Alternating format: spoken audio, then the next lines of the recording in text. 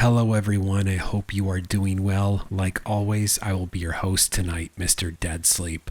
I'll be narrating 4 scary stories from some awesome and talented authors that I found on NoSleep Reddit. Before we get started, likes and subscribes are appreciated, and if you want to comment, please do. But right now, just sit back, lay back, whatever is most comfortable for you, and enjoy.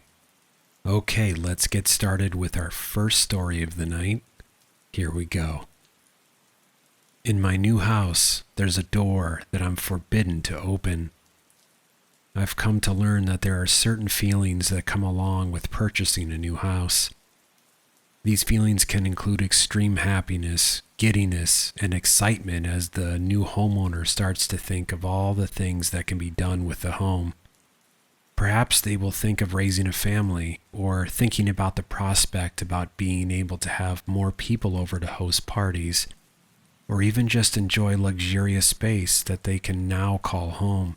They might even feel a bit of pride, as becoming a homeowner is admittedly an accomplishment and a milestone that people yearn to achieve.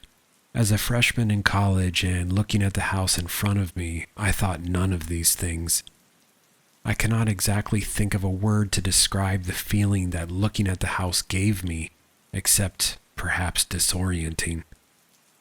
It looked fairly similar to those around it, small, modest, maybe a bit run down.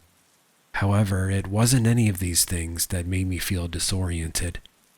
No, it was the fact that the house seemed to have a personality. It had qualities that I couldn't quite explain. Nevertheless, a house was a house, and it was all I could afford. It had actually been my grandfather's, which he left to me when he passed away a few years back. I didn't want to find a roommate to split the cost of an apartment. Instead of taking on multiple jobs to pay for an apartment for myself close to college I was attending, I decided to move into my grandfather's old house. It was a bit out of the city, but the commute was fine and was much cheaper than the alternative. I had never really visited my grandfather at his house, since he always flew down to us for visits, so I didn't really know what to expect. That's how I ended up standing in front of the house, moving boxes still in my car, and with me standing on the front step, the key clutched in my hand as I stared up at the house in front of me, apprehension and nervousness starting to seep in the longer I looked at it. I don't know what was wrong with me. I was probably being stupid, but the house just had a feeling of dread, of negative emotions around it, like an aura, if you will. You're being stupid. Grandpa didn't have any issues with the house, and neither will you, I told myself. I was immersed in my own thoughts, trying to convince myself that I was being utterly ridiculous. "Hey!" a voice rang out behind me. I startled, nearly jumping out of my skin as I whipped around to find the source of the voice. I half expected some crazy old man with a cane to warn me the house was haunted, or maybe a crackhead. In Portland, you could never be sure. To my immense relief, however, I saw it was neither of these things. It was a boy who looked to be around my age, standing on the sidewalk. He was tall, a bit taller than me, with messy dark hair and dark blue eyes. Looking at him, I couldn't decide if his hair was really dark brown or just black. He looked sheepish as I turned around. "Sorry, I didn't mean to startle you. You just moved in, right?" he said, motioning the house behind me. My heartbeat was still pounding, but I managed to swallow and nod. Yeah, well, I just got here. I've yet to move in yet, the boxes are still in my car," I stammered. The boy looked at the car before looking back at me with a small smile. "Ah, I see. Well, let me help. It'll go faster," he said, starting to move up the path that led to my house. I was slightly taken back, but managed to compose myself as he approached.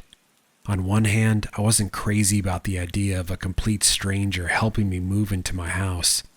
But on the other hand, he seemed harmless, and it was going to take me an eternity to move everything in by myself. "I'm sure I can handle it. It's what neighbors are for, right?" he said with another small smile. Confusion crossed briefly across my face as I looked at him. "You're my neighbor?" I asked, glancing behind me at the neighboring houses to mine. "Yep, that one right there," he said, pointing to a house on the right side of mine.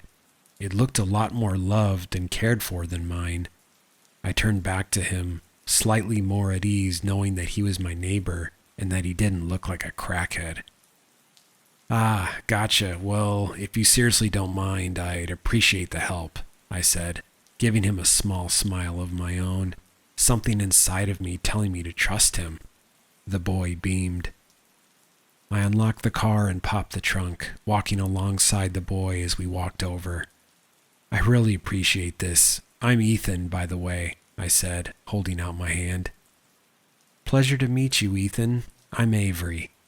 We spent the next little while moving boxes into the house, chatting and making small talk while doing so. Talking to Avery distracted me temporarily from the fact that as soon as I stepped inside the house, the feeling I got when looking at it from the outside was amplified by about 100. It was really quite cold, with a sickening sense of unease to match the musty kind of character that the interior had. Trying to shake it off, I focused on unloading the boxes. After the last box had been put in the house, I brushed my hands off on my pants and looked around, smiling slightly at Avery, who had put the final box on the kitchen counter. "Hey, I can't thank you enough for helping me out," I said, to which Avery gave me a small shrug.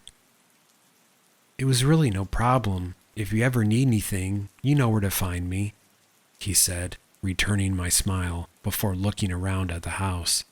"No one has lived in this house for a while, but it's sturdy and a great house. In need of a few touch-ups, but otherwise really great. Let me know if you need help with anything," he said before looking back at me. "I'll keep it in mind. The house isn't haunted or anything, is it?" I said, teasing in my voice.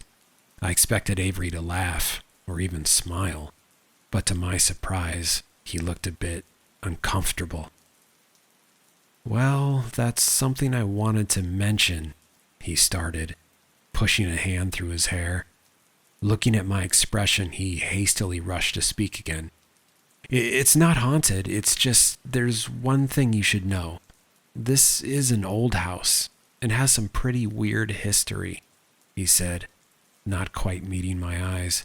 "At night, you might find a yellow door in different spots in the house. You can't open it under any circumstances. Don't touch it, don't interact with it. I can't tell you why, but please trust that it's in your best interest," Avery said, finally looking up at me. Maybe he was a crackhead after all. A yellow door that only showed up at night? Please. I might be skeptical when it came to the paranormal and stuff, but this was a whole new level. Maybe this was some sort of hazing that the neighbors did for new homeowners in the area. Okay, if I see one, I'll leave it alone," I said, playing along and giving a small smile. Avery didn't return it, instead, looking relieved. "Awesome, okay, well, as long as you can follow that rule, you should be all set. I actually have to run to class, but here's my number in case you need anything," he said, pulling a piece of paper and a pen from his pocket and scribbling down a number before setting it on the counter. I nodded, giving him a tight smile and waving as he left the house. As soon as he was gone, I let out a breath, the creeping feeling of unease coming back as I was left alone in the house. I spent the rest of the day unpacking and making the house feel a bit more like home. The day went by, spent unpacking and debating whether or not to make Avery a contact in my phone.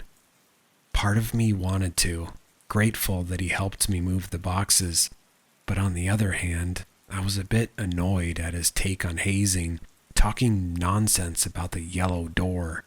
I tried not to think about it. Instead, I called my parents to let them know I was getting settled and started to get myself ready for bed. I made a mental note to replace some of the furniture to make the house a little more up to date as I settled into bed. checking to see what classes I had next week before finally putting my phone down and dozing off. As much as I hated to admit it, the last thing I thought about before drifting off to sleep was what Avery had said about the yellow door. The next few weeks went by without anything exciting happening, although college is a lot harder than people make it out to be. My classes were changing every day, and my schedule was hectic.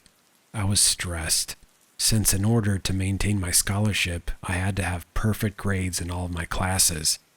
I tried not to show it, still being socially active and going out, but I was constantly exhausted, and the goddamn house wasn't helping. The house was old, I would give it that, but it was difficult to fall asleep. Every time I tried to, the house decided it was the perfect time to start creaking and making general old house sounds. I didn't think about the yellow door anymore, chalking it up to nonsense, especially since Avery had never mentioned it again. Avery, as it turned out, was actually in a few of my classes, and I saw him regularly. He was actually really fun to be around, and I made quick friends with him, often getting coffee and such together before our morning classes. Far away from my parents, I let myself notice the little things about him, like how his mouth twisted to the side when he was deciding to laugh about something, or how he tapped his fingers against the surface when he was thinking. Sometimes he would be waiting on the sidewalk in the mornings, coffee all ready in hand for me. When we hung out after school, sometimes we would go to my house. He never invited me to his. I had also made a small group of friends with some people in my anomaly class, which actually counted towards my science credit since it was natural sciences. 2 of the people in our group were siblings, Ava and Liam, who had lived in Portland all their life and showed me the best places to go for coffee and pizza, the necessities. There was also Lucas, who was kind of loud and thought of himself as a great physical comedian, which really only involved making loud, absurd comments and flicking rubber bands at people. Despite this, however, he was fun to be around. With being around Avery and my new group of friends, life actually was more tolerable, and though my workload hadn't decreased, I wasn't as stressed all the time. Unfortunately, this didn't last long. It was a Friday, and after weeks of bugging me, Lucas finally convinced me to throw a party at my house. I'd never really thrown one before, but Lucas helped, and by the time we were finished, it wasn't half bad.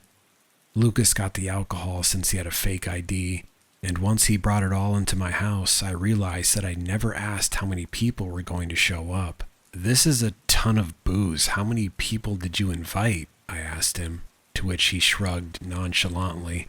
"Dunno, a bit, but most of them probably won't show up," he said, his words careless and sure. I was already jittery and nervous about this entire prospect, already having second thoughts. What if the cops showed up? What if the neighbors filed a noise complaint? Would that go on my permanent record? However, when I expressed these thoughts to Lucas, he punched me in the arm and told me to loosen up, and to live a little. God, this was a bad idea. Lucas went into the kitchen to start setting up some sort of station, and I pulled out my phone to call someone. It only rang twice before they picked up. "Ethan? Hey, Avery, where are you right now?" "I'm going to my last class of the day. What do you need?" he replied, and I looked around the corner to make sure Lucas was still in the kitchen. "Oh, I don't need anything. I was just calling to ask you a question. I was going to text, but then I decided I would call since that would be better, and so that brings us to now," I said, cutting myself off in the middle of my ramble. God, what was wrong with me? Gotcha. Well, what was the question?" Avery replied, and I could hear the smile in his voice. I tried clearing my throat. "Well, I'm sort of throwing a party tonight, and I was wondering if you wanted to come. It starts around 10, I said, leaning my head back against the wall. There was a short pause, which was enough time for me to start to become embarrassed. "I mean, only if you want to. You don't have to. I started to stammer, but Avery's voice cut me off. No, sorry, I was just thinking I'd love to come see you at 10, he finally said, his voice soft and smiling. In that moment, I was immensely glad he couldn't see the idiot smile that came across my face. 10, yes, I'll see you later, I replied, deciding to hang up when I was still ahead. A few hours later, people started to arrive. A lot of people. Eventually, I stopped opening the door and just left it unlocked for people to come in. I had been to a few parties in high school, but nothing compared to this. I didn't really have the taste for alcohol, but Lucas had started following me around with red cups in his hand, telling me I needed to live a little more. After a while of this, I finally grabbed one from his hand and drained it just to shut him up. Admittedly, this was a pretty bad idea, but it was also coming up on 11 and there was still no sign of Avery. I felt stupid and embarrassed, and not wanting to sort through my feelings right then, I decided to get another drink. More cups kept finding their way into my hands until my vision was starting to get blurry and the room developed a tilt. I had never done anything like this before. The entire night feeling like everything I was doing was an out-of-body experience. I had just put my hands on the counter in the kitchen, ignoring the sticky spills of alcohol and overturned cartons of mixers that I had to clean up later. I closed my eyes, trying to get the room to stop spinning, when I felt a hand on my arm. "Ethan?" a soft voice asked. I didn't need to turn around to know who it was. I turned anyway, being greeted by a tall, dark-haired figure with a sheepish expression. I glanced at the clock. 1:34 a.m. "Hey," I said, leaning against the counter and trying to get my vision to focus. "I'm so sorry I'm late. I got caught up with something that needed to be dealt with. I'm really sorry," he said quietly, putting his hands in his pockets. I looked at him for a moment before shaking my head and running a hand over my face.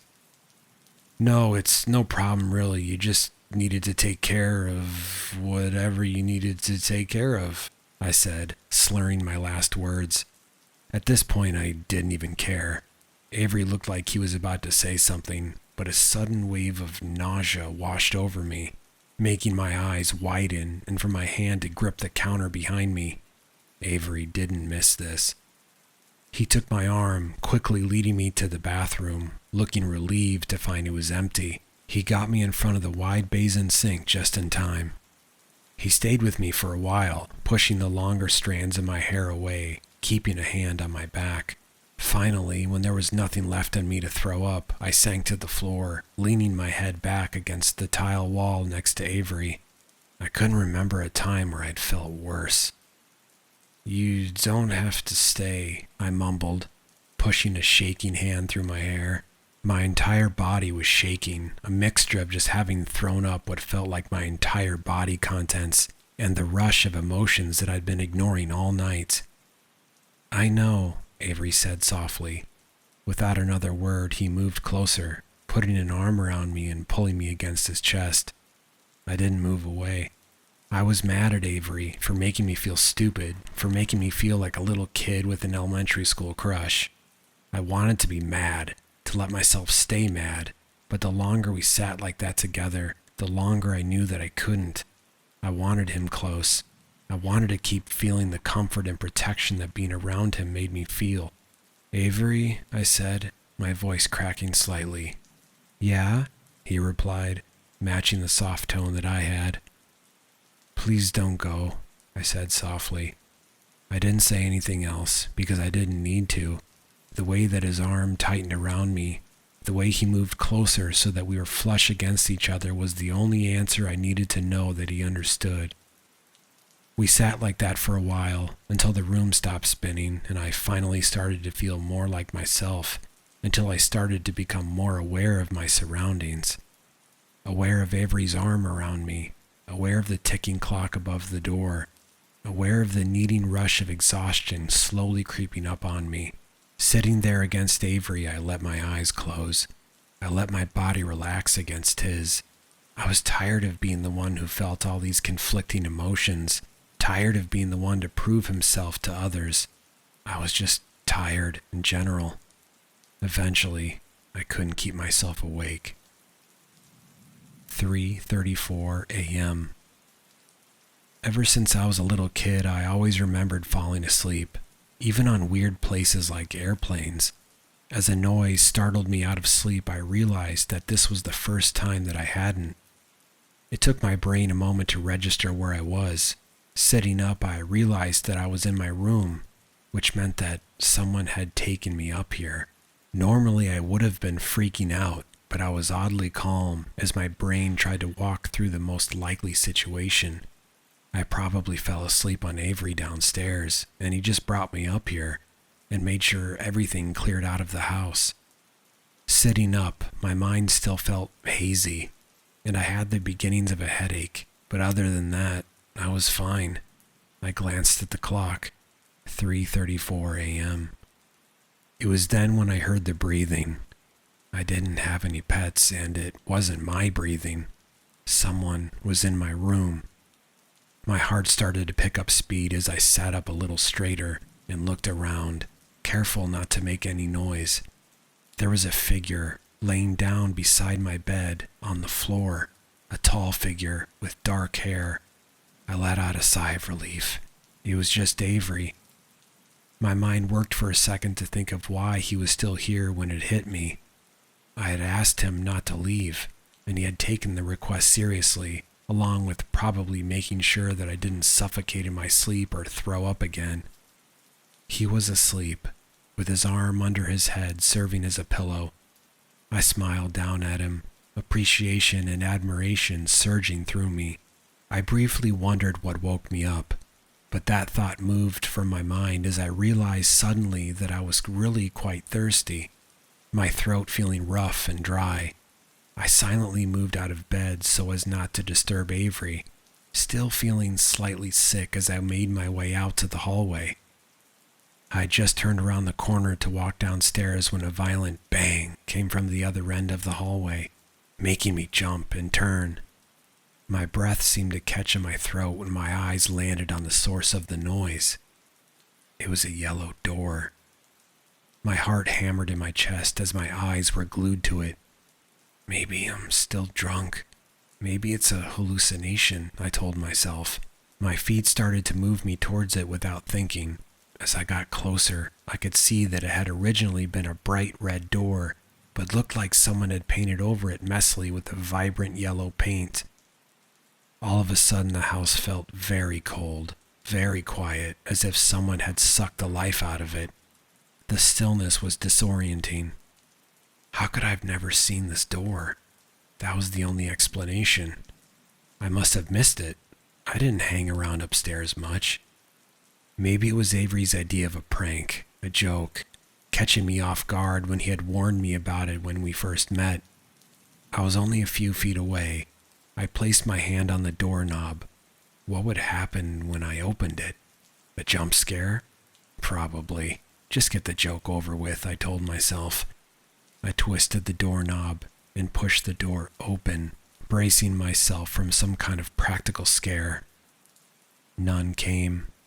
Instead, on the other side of the door was a room. A nagging voice told me not to go in, but curiosity had already overpowered logic today. I stepped through. Looking around, I saw that I was back in my room. Confusion washed over me. It wasn't possible. Turning around, I could still see the hallway and my bedroom door, my real bedroom. I turned back to look at the room I was in. I looked at the clock. 3:34 a.m. Suddenly, there was yelling coming from behind me. I whipped around, seeing Avery at the other end of the hallway, running towards me, calling my name, panic in his eyes and voice. A cold, high giggle erupted out of nowhere as the door between us slammed closed. "Avery! Avery!" I yelled, rushing to the door, rattling the doorknob. It wouldn't open. "Ethan!" I heard him yell from the other side. I'm coming, he yelled, pounding on the door as panic sized my chest. What the actual fuck was happening? A noise came from behind me, from the other side of the room. I turned around, my heart stopping in my chest. It was a tall, black figure. Its limbs were too long, too thin, a black, smeared face with a white, painted mouth perched on my bed. It was grinning. I wanted to scream, but my voice was lodged in my throat. I could hear Avery banging on the door behind me. Suddenly, a voice came out of the thing. It was speaking, but its mouth wasn't moving. Curiosity may have killed the cat. More likely, the cat was just unlucky, or else curious to see what death was like, having no cause to go on licking paws or fathering litter on litter of kittens predictably, the thing said, moving closer. It cocked its head. "Are you the cat?" it asked. I didn't have a chance to answer before it suddenly came at me, its long limbs reaching for me. Its long black hand grabbed my ankle, pulling me down. As soon as it touched me, white light blinded my vision as I screamed. Pictures of things were rapidly flicking through my mind, none of which I recognized. A baseball field, a glass window, a blonde, a brunette, a river, a store. Picture after picture flipped through my mind as I could feel the thing dragging me closer, its jaw becoming unhinged, opening wider and wider, too wide to be natural. Behind me, I heard the door finally slam open, like someone had broken it, but I hardly noticed. Yells, followed by a horrible screeching noise, filled the room as I felt hands on me, dragging me away. Gentle hands, human hands. The pictures finally stopped as black started to fill my vision, and for the second time that night, I let myself fade out of consciousness. Avery and I don't talk much about what happened 5 years ago. We live in an apartment together downtown, far away from my grandfather's house, although the house was only half of the problem. I asked Avery many questions, most of which he tried to answer, but many others were left to my imagination. Sometimes I have nightmares about that Friday night, but Avery's always there to wake me up, to remind me that I was safe, that I'm okay. Sometimes late at night, when I went to get water or go to the bathroom, I see the yellow door. I never go near it, instead retreating back into my room where I could be next to Avery, where I could wait it out until morning. After all, I didn't want to be the cat. Ethan? Theodore? Aiden? Okay, let's move right along into our second story of the night. This one is titled, Puppets Aren't My Only Friends. Here we go. I was gently polishing the wooden pieces, displaying them on shelves. I often spent my free time in this manner, keeping my shop orderly, organized, and ostentatious even. I told myself it makes sense for a shop. You are trying to attract customers intentionally. Used to be that customers would come flocking for my puppets and parts, using them as playthings and practice in their imaginary playgrounds. As time went on, however, intrigue and interest died down, and I was left more isolated than before. That's why their arrival always brightened my day, always walking in sync as they entered, smiling and laughing at one another as they perused my shop wares. I like to imagine they had a popular puppet show, always buying supplies from strings to clothes, replacement wooden arms and jaws. Sometimes it was ventriloquism, other times it was a marionette, but they always needed supplies. Polite conversationalists, they always enjoyed talking about the craft, asking me about my process behind carving each of the replacement pieces, how I treated the wood. It was nice to have someone to talk to about my interest, to see the light in their eyes as they grew even more excited about the potential of their projects. That's why the change in his eyes was so drastic. He started to come in by himself one day, still buying supplies, but none of the vitality that used to exist.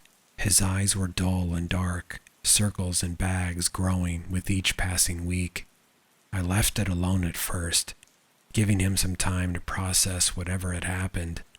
I finally decided to confront him and see what had happened to my best customer, maybe even my friend, though that thought was probably just in my head. I stared at his downtrodden face as he placed the containers on the counter, lots of preservatives used to treat and strengthen various craft materials, leather and wood alike. "Hello, Jack. How have things been? I haven't seen Oliver in a while. I hope everything is okay." Jack sighed deeply before beginning to speak. It's been a tough couple of months, to say the least. Oliver has been sick, too sick to do anything in public anymore. I've been taking care of him at home." "I'm sorry to hear that. I hope everything works out okay." I finished ringing up and bagging his purchase, and he turned and started toward the entrance. He was mumbling under his breath, and I could only catch a couple of words here and there. "Will be after treatment forever." It was another week before Jack came by, this time, however, just to talk with me. He looked like a different person entirely. New suit, freshly combed hair, and a giant smile on his face. He ran in and slammed his hands on the counter as he shouted, seemingly in an exhilarated manner, "Benjamin, thank you! Really, I must thank you. Your supplies have helped me through this time more than you know. Now Oliver is much better and just as excited to see you. He's still not ready to leave the house, but you must come by and see the show we've put together. It is going to be revolutionary. You must come tonight." I was surprised at the change in his behavior, but realized I still had a smile on my face. It was good to see him so excited after being so down the last couple of weeks. I didn't have anything planned and figured I would come by. Anything for my best customer and friend. "Of course, Jack. I would love to." I was shifting around and twitching as I stood in front of their house, a large, quiet manor with some dimly lit windows. I don't get out much, so this had me out of sorts. Puppets were my main friends. I took a deep breath and walked briskly toward the door, knocking away. I could hear shuffling inside as the door creaked open, and I saw Jack's smiling face. "Ben, you came. I'm so glad. I know it was last minute, but thank you." He grabbed my arm and pulled me inside, giving me a brief pat on the back as we started to walk down the long entryway. We exchanged some general pleasantries until we got to the living room. I found myself glancing around, surprised. The room was huge, with half of it dedicated to a modest curtain stage. I imagine they liked to present to guests inside of their own house. I'd never seen anything like it. Jack seemed to love my reaction and guided me to sit down on the couch across from the stage. I stared at him as he did a flourish and backed away, a single finger pressed hard against his lips, indicating me to be silent. The lights grew dimmer as the stage lit up. I realized this would be the start of the evening rather than the end, something to talk about over dinner at least. A quiet tinning carnival played music throughout the room, gently echoing around as the curtain pulled back slowly. There was a small scenery setup that seemed to represent a marketplace square. Sky scenery blocked the top half of the stage, and I could see a black screen behind all of the props. If I didn't know what I was looking for, I would not have been able to see Jack's legs standing behind the fabric, preparing his marionette show. The puppets dropped down with a wooden clack, threatening to twist and tangle as they did, but expert movement and flourishes allowed for them to almost dance away and stand across from one another. I heard a tape record pressed as voices emitted for the characters before me, Jack's movements bringing the scene to life. The voices were strained and thin as they spoke, almost in a panic. A bit strange. "Hey Jasper, do you have anything new on the market today?" "Why, yes I do, Cassius. The perfect thing for you. I have a new puppet. Quite large, too." "I'm shocked and pleased. Hopefully my fiscus won't be too tightly squeezed." "Don't worry, Cassius. This gift will be free. Please enjoy it entirely on me." The puppets bowed to one another before turning to the stage, facing me. I was confused about the purpose of the show and the content being gently clapped as the curtains slowly closed. I could still hear a voice coming across from the tape intertwined with my moving hands. Now be surprised as the new puppet is revealed before your very eyes. The curtain started to pull away once more, slowly, the scenery already removed. I could see that Jack was seated and had a large doll sitting on a higher chair next to him. It had to be as large as an entire person, and Jack was working its back for the controls. It was covered in a thin white curtain from the top of its head to its waist as Jack prepared the reveal. His face was covered in sweat, likely from running around behind the curtain. He paused and dusted his hands, turning to smile at me. As he did, he stood up and bowed briefly before removing the cloth from the ventriloquist doll. At first, I was intrigued. The doll had a painted wooden look to it, segmented pieces on its face prepared for movement. It was wearing plain clothes over the other components of its dark brownish arms and legs. What drew my attention to the most, however, was how the doll looked like Oliver. My initial thought was that it was carved and based on his appearance. That was until a strong smell of chemicals hit me, lightly laced with a strange, rotten smell. As the lights moved and reflected on the doll's skin, a sick feeling grew in my stomach. Jack continued to smile as he began to operate the doll, pushing its mouth open and speaking through it in a high-pitched tone. "Hello, Benjamin. I missed you while I was sick. Are you confused? It's me, Oliver. Remember? I'm all better now that Jack has fixed me up. Just..." The speaking was interrupted as the jaw broke loose and fell to the ground, bouncing and flicking red specks around. As the jaw broke free, the sickening smell filled the entire room, rotting meat and sulfur that caused me to visibly gag. I started to stand up but could feel my legs shaking beneath me. Jack had a frown on his face as he looked at me. "I'm sorry, Ben. I'm still trying to work out his kinks. It was working so well in practice. Maybe I overworked his body. Hey, no need to leave early, though. I can fix it." I swallowed deeply as I tried to speak, tried to sound calm. That's okay, Jack. Why don't you fix it and I will come back?" I turned and tried to head toward the entrance, but could hear him stumbling behind me. I started to run, but froze when I arrived at the inside of the front door. There were multiple deadbolts in place, a lock on each that required a key.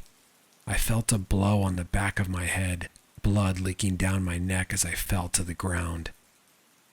My head was pounding as I awoke, glancing around at the dimly lit room. I was laying down on an operating table at an angle, but upward enough that I was nearly standing.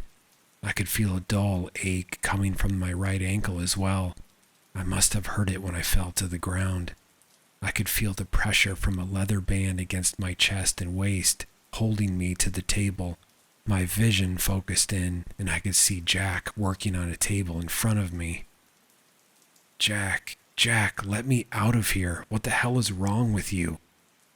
He turned around and stared at me, a slight grin on his face.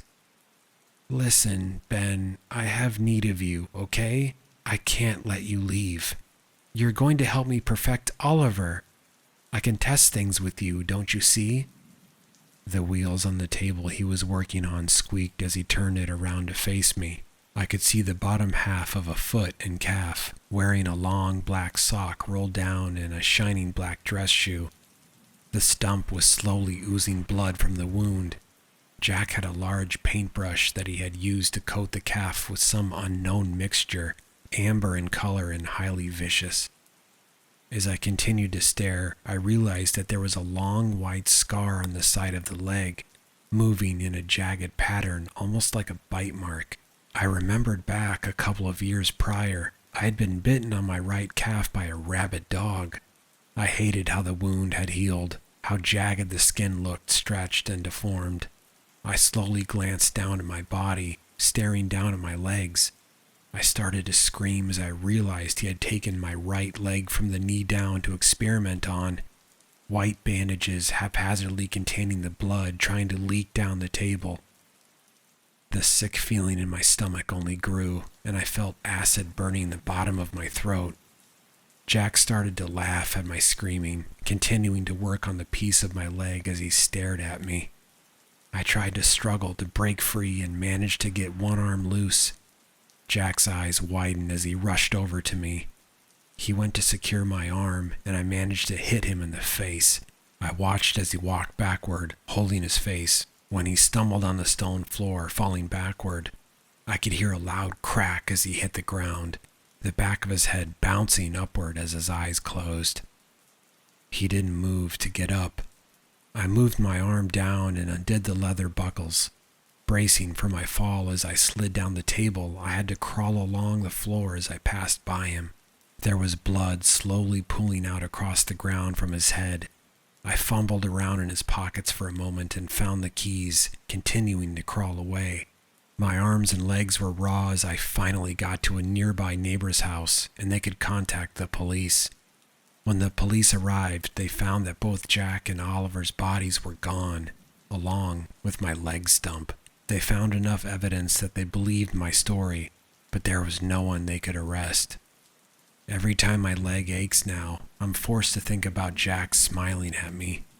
I still dream about waking up on that operation table and finding that Jack has removed all of my limbs this time, preparing my chest with strings and pulleys to display me in his next show.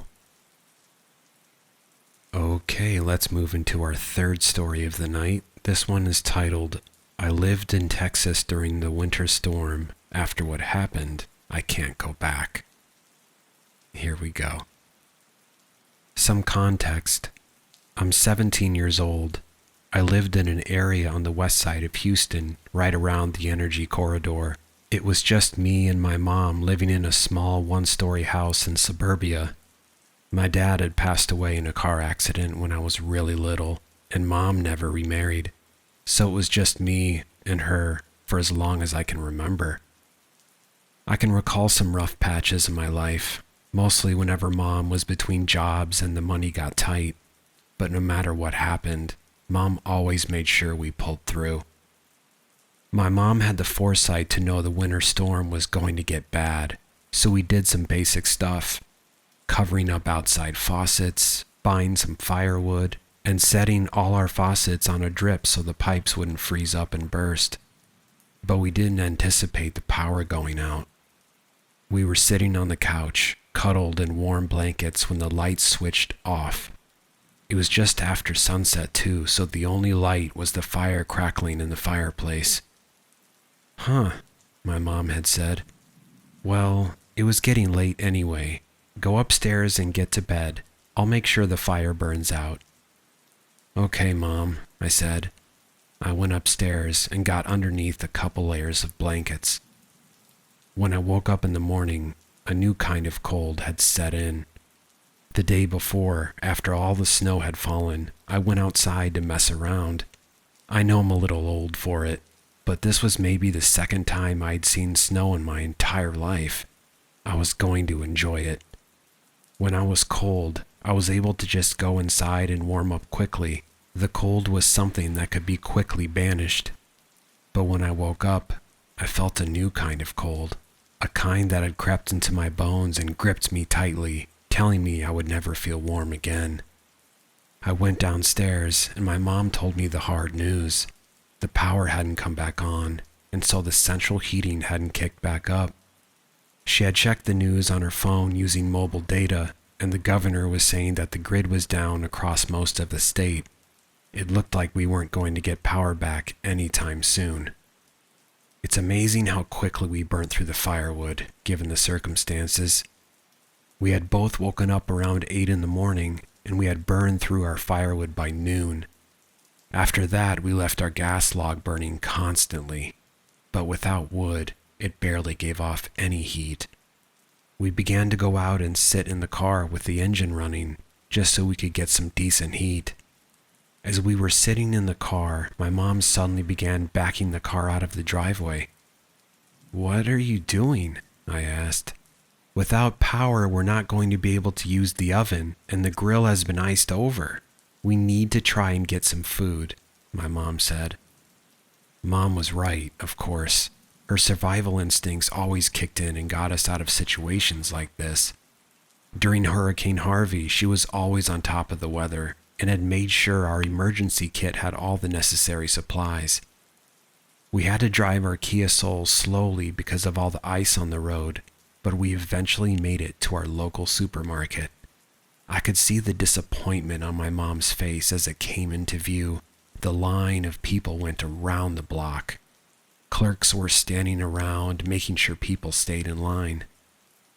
"All right, we'll just come back later," my mom said. "This place closes at 7, so we'll come around 6 and see what we can scrounge up." We went back home, and we made some pasta by boiling water on our stove. It got cold in minutes, though. We piled back into the Soul just before 6 to go to the supermarket. We pulled up at 6 on the dot, and we saw a manager walking out of the doors and turning around to lock the door behind him. My mom moved faster than I ever saw her, even with the ice on the ground, and while she was wearing maybe 3 layers of clothes. I could hear her yelling, "Wait, wait," as she ran up to the manager. I couldn't hear her from the car, only watch. I saw her run up to the manager, who looked very confused. They appeared to have an intense conversation, and the manager looked like he was about to push my mother away, but then it looked like my mom pulled something out of her coat pocket. I couldn't see what it was, but I did see the expression of shock on the manager's face. He quickly opened the doors back up, and my mother went inside the store. She came back at about 15 minutes later, carrying a couple of bags of rice and a gallon of milk. She got back into the car, and she drove us back to the house without saying a word. The next day was boring. We moved lethargically around the house, sometimes huddling around the gas log to get a little heat. My mom had decided to stop letting us warm up in the car. The gas stations weren't working, and we didn't want to burn through all the gas in our tank. My mom made some of the rice on the stove, and we ate that quickly. Then we went back to our beds. Not much to do when you're that cold. I woke up in the middle of the night.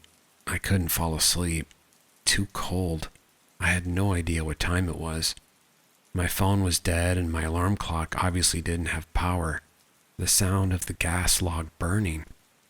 My mom had turned that off before we went to bed, though. She didn't want to risk carbon monoxide buildup. I climbed out of bed. I crept down the hallway towards the living room where the fireplace was. I saw my mom, wearing her jacket and pajamas, sitting in front of the fireplace. She was staring into the gas log. I craned my head around and saw that our fireplace poker was sitting on the gas log.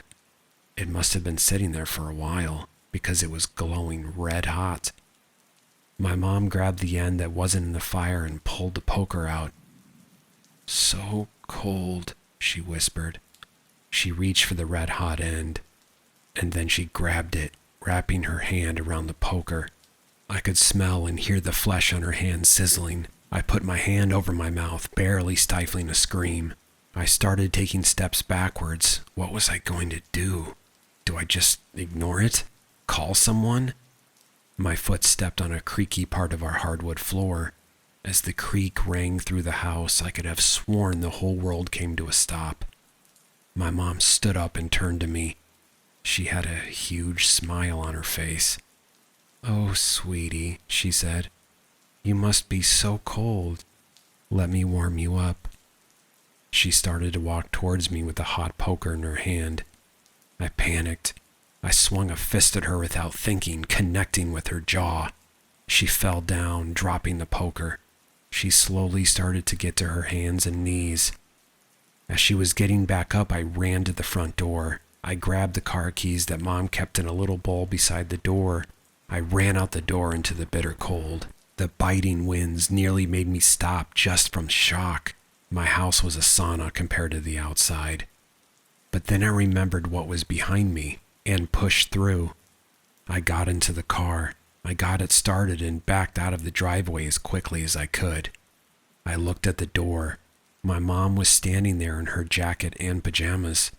She was looking right at me, with a look in her eyes that was a mix between psychosis and euphoria. She was just still holding the poker, and its glow pierced through the cold dark of the night. I stopped for a moment, considering what I was doing. Then I drove off. I looked in the rear view as I was driving away. My mom had run from our door to stand in the middle of the street. The poker was still glowing red hot, steam curling off of it and mixing with the night air. I drove for hours in the direction of my grandparents' house. They live out in the country. When I arrived on their doorstep in pajamas with my mother's car, they obviously had a bunch of questions. I told them my story, and they called the police. They interrogated me for a while, trying to figure out if I was making up my story, ran away from home, or if I was wrong in the head. I eventually convinced them to go check on my mother's house. When they arrived, my mother was gone. All that was left was a note in front of the fireplace. It said, "I'll always love you, Mom. I've been living with my grandparents for a couple months now. I'm moving to Austin soon to get an education, but I don't know if I can ever really move on from what happened. I'm gonna have to spend the rest of my life looking over my shoulder, looking for her. And sometimes I still have those moments where I can still feel that cold in my bones. That day, when I woke up to a frozen world, I knew that I was never going to feel warm again. Not really." Okay, let's move on to our last story of the night. Here we go. I picked up an old diary from the dumpster, and here's what's written in it. 1st of June, 2008. It's my birthday today, and I turned 11. Dad gave me a cute doll which looks like it is not new, but I know we can't afford a new doll, but since Dad got me this one on my birthday, I'll keep it. Mommy got me you with all the money she had saved in the last 2 weeks. I overheard Dad and Mommy arguing about this, but Mommy convinced Dad anyways. Did you know you are the beautiful sparkling green color from the outside? It's my favorite color. I also received toffees from the other students at school today, and the caramel flavor was the best.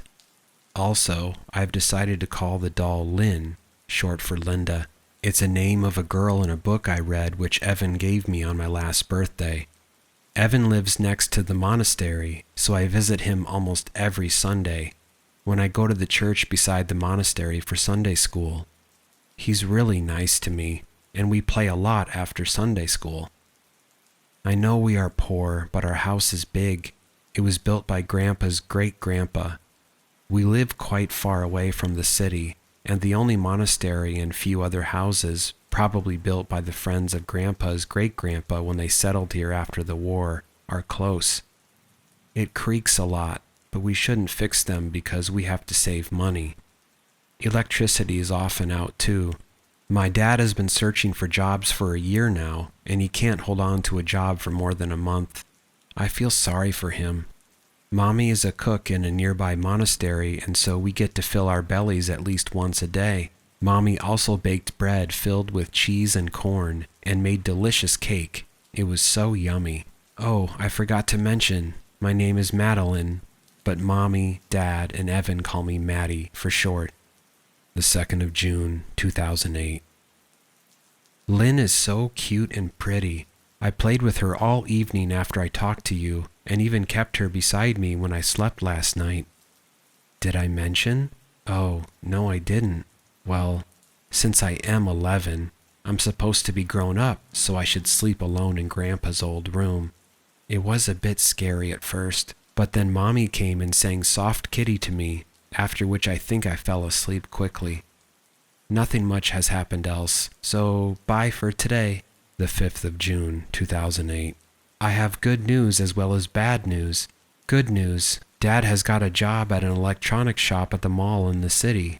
He will join from Monday. Bad news, since the city is quite far from here, he will be staying there for weekdays and will be back on Saturday evening and go back on Sunday evening. I will sure miss him during the week, but he has to go help Mommy pay the bills. 8th of June, 2008. Today was really boring. Typical Sunday school, and I couldn't play with Evan because he had to go to the city for his cousin's birthday. He's a distant cousin, maybe related 4 or 5 generations back. He has told me that his uncle and aunt are rich, and his family often has to borrow money from them. But they are really rude to Evan and his mom and dad, but they have to go to his cousin's birthday. You know what I'm trying to say, right? Also, a Buddhist monk paid a visit to our monastery. I thought it was very strange for a Buddhist to visit a church monastery, until Miss Hughes told us that he was a friend of the head priest of the church, and they used to live next door to each other in their childhood. He talked to us for a good 20 minutes and gave us advice about life, which we do get at school. What was strange was that he stared at me for about 10 seconds longer when it was my turn to introduce myself. It spooked me a little bit, but I quickly shook it off. Later, after the talk, he called me outside and spoke to me. You should not keep it. You should throw it away before it's too late. I did not respond and ran back after looking at him for a couple of seconds. I think he meant about you, but I'm not throwing you away. You cost Mommy a fortune, and I will keep you with me forever. You are the only best friend I have aside Evan, and you can't do me any harm, so why should I throw you? I think he has made a mistake. Also, Dad left me this evening to report at the mall. His job starts at 7 in the morning. I almost cried when he kissed me, but restrained myself when he said that I was grown up, and grown-ups don't cry. 13th of June, 2008. Something strange happened today. I'm pretty sure I left Lynn on my bed when I went out for a walk near the pond. But when I came back, she was on the floor. I left the windows open, so I think wind knocked her down. Is it still strange that even though she was knocked down, she was sitting in position, facing the door? It jump-scared me, to be honest, but I'm grown up, as Dad says, and grown-ups don't get scared. 14th of June, 2008. Dad's back today, and guess what he brought from the city? A box of chocolates. We all ate it together, and oh, how tasty it was. I am happy that finally Dad and Mommy are less tensed and worried about money. Also, he said to me that I shouldn't keep Lynn on the ground facing the door. I think it scared him, but he isn't admitting it. But Lynn was in my room the whole time, and this time I remember I'd closed all the windows. I think Mommy played a prank on him since he's back after a week, and placed Lynn there when I was at the pond. He will go back to the city tomorrow afternoon. 18th of June, 2008. It is getting stranger and stranger.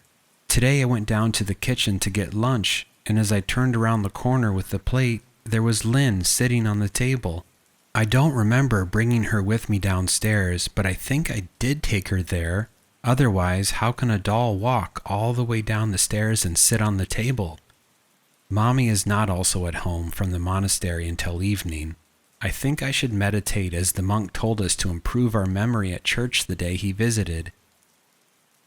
21st of June, 2008. I don't know how, but Lynn keeps on moving all over the house, even places where I don't even go. Yesterday, after taking a bath, I saw her propped beside the mirror on the sink in our bathroom. The day before, she was on top of the big cupboard in my room, where even Dad can't reach without a chair or something. I told Mommy when she came back yesterday, and she scolded me for playing these types of pranks on her, and said I should stop playing with Evan as he's the only one giving me ideas. Also, Dad is not coming this week, nor the next week, because Mommy said he told the old mason to inform us on his way home that he has to work extra. I thought of telling these incidents to Dad so that he could look about it. 24th of June, 2008. Now it's getting weirder and weirder. Whenever I wake up, Lynn is sitting on top of me, and I'm always feeling chills. It's summer, but the mornings are so cold. Mommy says she doesn't even come to my room before I wake up, and told me to quit this prank I'm playing on her. I'm not playing any pranks, Mommy. 25th of June, 2008. I don't have much to say, but if anyone finds this diary, please burn Lynn if you can. I should have known, the monk said about throwing Lynn. I should have heeded him and thrown her. Even Evan had said that Lynn gave him the creeps and my room was ever so cold. I even got so used to the cold that I stopped noticing it. Lynn killed Mommy downstairs.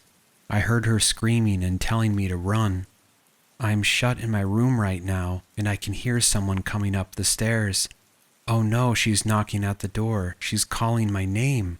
I won't open the door. The knocking is getting louder, and the voice is getting hoarse.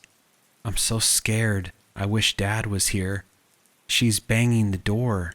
It looks like it's going to break soon. I'm going to throw you out of the window as soon as the door opens. Door's banging louder. Lynn is shouting in a voice I don't think is human. Dad, help me.